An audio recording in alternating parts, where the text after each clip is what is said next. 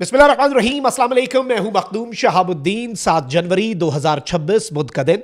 नाज़रीन इकराम, आम तरीन डेवलपमेंट्स हैं जो आपके सामने रखनी है। एक जानिब तो ईरान पर खतरे के बादल मंडला रहे हैं। एक बहुत बड़े ऑपरेशन के हवाले से, ईरान पर बहुत बड़ी स्ट्राइक के हवाले से बात हो रही है। ईरान अपनी तैयारियों में मसरूफ़ अमल है और यूं लग रहा है कि आलमे इस्लाम और मुस्लिम वर्ल्ड जो है उसमें कुछ ड्रास्टिक चेंजेस और शिफ्ट्स आएंगे। जैसे पाकिस्तान और सऊदीया के दरमियान होने वाला दिफाई मुआहिदा, जिसने इक्वेशन ही बदल के रख दी। मशरिक़ वुस्ता में सिक्योरिटी इक्वेशन को ऐसा दरहम बरहम किया कि पूरे का पूरा मंजरनामा ही बदल गया। यहां तक कि इसराइली अखबार को यह कहना पड़ा कि यह मुआहिदा डायरेक्ट इसराइल के लिए एक खतरा है। यहां तक बात हो गई। हेरट्स अखबार है इसराइल का, उसने ये तज्जिया किया SMDA के ऊपर। लेकिन अब इससे भी बड़ी खबर नाज़रीन इकराम सामने आ रही है, और तुर्क दिफा, इसमें पाकिस्तान की एंट्री और पाकिस्तान के दिफा में तुर्की की एंट्री। ये एक ऐसी खबर है जो कि इस पूरे सिनेरियो को इंतहाई दिलचस्प बना देती है। और एक नाकाबिले यकीन दिफाई मुआहिदे की खबर ने ईरान पर मंडलाते जंगी साए के दौरान पूरा मंजरनामा तब्दील कर दिया है। डिबेट शुरू हो चुकी है और बहुत सी मीडिया आउटलेट्स और बहुत से प्लेटफॉर्म्स जो हैं वो इस हवाले से खबर दे रहे हैं, इसकी पॉसिबिलिटीज़ को, इसके इम्प्लीकेशंस को, इसके इफेक्ट्स को, और पूरी दुनिया की सिक्योरिटी इक्वेशन पर इसका क्या असर पड़ता है, इसे हम एनालाइज कर लेते हैं। लेकिन उससे पहले आपको मालूम है कि हमारे चैनल को भारत और अफगानिस्तान और पाकिस्तान दुश्मन अकाउंट्स की तरफ से रिपोर्ट किया जा रहा है। इस रिपोर्टिंग का असर ज़ाहिर इस तरह से होगा कि आप लाइक करें इस वीडियो को, एक के बजाय ज्यादा से ज्यादा कमेंट्स करें, और इसके साथ ही साथ हो सके तो इस वीडियो को मुख्तलिफ व्हाट्सएप ग्रुप्स में आपने शेयर भी करना है। नाज़रीन इकराम, आपको मालूम है कि मुस्लिम वर्ल्ड में बहुत से इख्तलाफात रहे हैं। अब आज से 3-4 साल पहले पाकिस्तान और सऊदीया का दिफाई मुआहिदा हुआ होता तो ईरान उसे अपने लिए थ्रेट समझता। लेकिन अब सिचुएशन ऐसी हो चुकी है कि पाकिस्तान और सऊदीया के दिफाई मुआहिदे का ईरान ने खैर मकदम किया, यहां तक कि ईरान को ऑन बोर्ड लिया गया दोनों मुमालिक की तरफ से, और ईरान ने यहां तक बात कर दी कि भाई इस मुआहिदे में तो दीगर मुमालिक को भी शामिल होना चाहिए। कतर पर जो इसराइल की स्ट्राइक थी, उस स्ट्राइक ने भी इक्वेशन तब्दील की। अरब कंट्रीज को यह पता चला कि यूएस की security guarantees are not enough. उसके बाद जब पाकिस्तान और सऊदीया का मुआहिदा हुआ तो अमेरिका भी इस सब के अंदर कूद पड़ा। उसने कतर को सिक्योरिटी गारंटीज नहीं दे दी, सऊदीया को अप्रोच किया, यूएई को अप्रोच किया, क्योंकि ये एक आगाज बनने जा रहा था मुस्लिम नेटो का।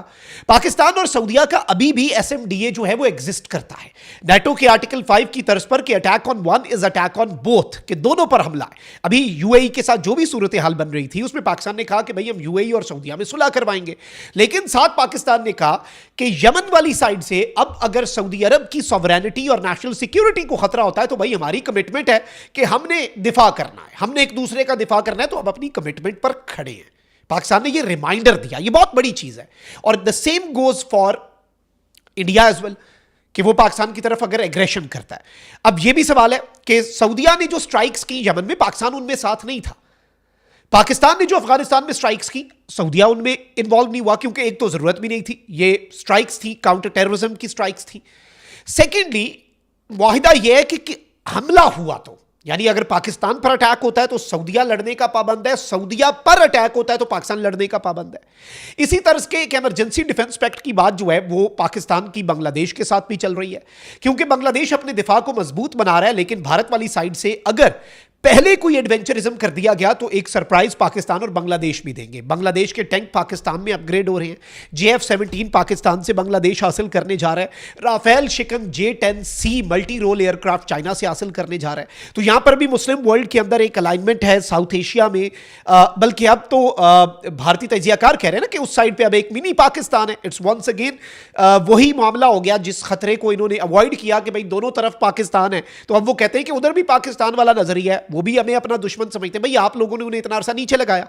अब आती है असल खबर पर। नाज़रीन इकराम, एक बहुत बड़ी खबर सऊदी अरब के अंदर से ये रिपोर्ट्स आ रही हैं, और इससे साउथ एशिया इंडेक्स ने भी रिपोर्ट किया, और इसके साथ साथ मल्टीपल सऊदी अरब की जो रिपोर्ट्स हैं वो ये बता रही हैं कि इस वक्त बाय द वे तुर्की और सऊदी अरब के दरमियान भी मामलात जो है वो काफी हद तक हल हुए हैं, मोहम्मद बिन सलमान और रजब तैयब एर्दोआन के दरमियान भी। तो अब खबर आ रही है कि 3 मुल्क एक म्यूचुअल डिफेंस एग्रीमेंट साइन करेंगे। 2 मुल्कों का, पाकिस्तान और सऊदीया का, एक अपना दिफाई मुआहिदा हो गया। अब खबर यह आ रही है कि तुर्की सऊदी अरब और पाकिस्तान जो हैं, they are preparing to sign a mutual defence agreement amid escalating tensions in the Middle East. मशरिक़ वुस्ता में बढ़ती हुई टेंशंस और अनसर्टेनिटी के पेश नज़र ये तीनों ममालिक जो हैं, याद रखिएगा तुर्की वो मुल्क है जो इंडिया वाली जंग के अंदर मई 2025 में पाकिस्तान के साथ खड़ा हुआ। इंडियंस ने बाद में यहां तक कि तैयब एर्दोआन की बेटी की कंपनी का लाइसेंस तक मनसूख कर दिया इंडिया के अंदर, सिविल एविएशन जो है वहां की। तुर्की का बायकॉट किया। तुर्की के बेरफ्तार TB2 ड्रोन्स ने और आकिंची ड्रोन्स ने भारत का रंदा फेर दिया, यहां तक कि भारत को कहना पड़ा कि भाई तुर्की ने ड्रोन नहीं ऑपरेटर भी भेजे हैं वहां से। तुर्की out of the way Pakistan के साथ ऑलरेडी खड़ा हुआ था, आज भी खड़ा है तुर्की नेवल साइड पर, एयरफोर्स की साइड पर, बल्कि अब तो हम यहां पर एक यूनिट बनाने जा रहे हैं। वो ड्रोन्स अब यहां पर बनेंगे जो दुनिया के बेहतरीन ड्रोन्स हैं, जिन्होंने रूस यूक्रेन जंग का नक्शा बदल दिया, वो ड्रोन्स पाकिस्तान के पास है। याद रखिएगा कि फाइटर जेट्स में चाइना सबसे ऊपर है, तो ड्रोन टेक्नोलॉजी में तुर्की सबसे ऊपर है, पाकिस्तान के पास दोनों है। तो पाकिस्तान के तुर्की के साथ तो ऑलरेडी बहुत अच्छे ताल्लुकात हैं, सऊदीया के साथ भी, तो पाकिस्तान एक ब्रिज बन सकता है।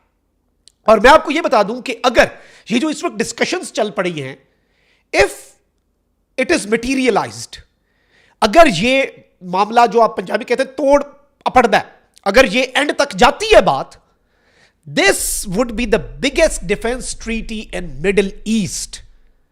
ये मिडिल ईस्ट की तारीख की सबसे बड़ी डिफेंस ट्रीटी होगी। And keep that in mind, Turkey को इसकी क्यों जरूरत हो सकती है? टर्की तो नाटो का रुकन है, नाटो तो बहुत तगड़ा है भाई। टर्की नाटो का रुकन तो है, लेकिन टर्की के इजराइल के साथ भी इख्तलाफात हैं, टर्की के ग्रीस के साथ भी इख्तलाफात हैं। अब यहां से सिनेरियो जो है वो बड़ा दिलचस्प हो जाता है।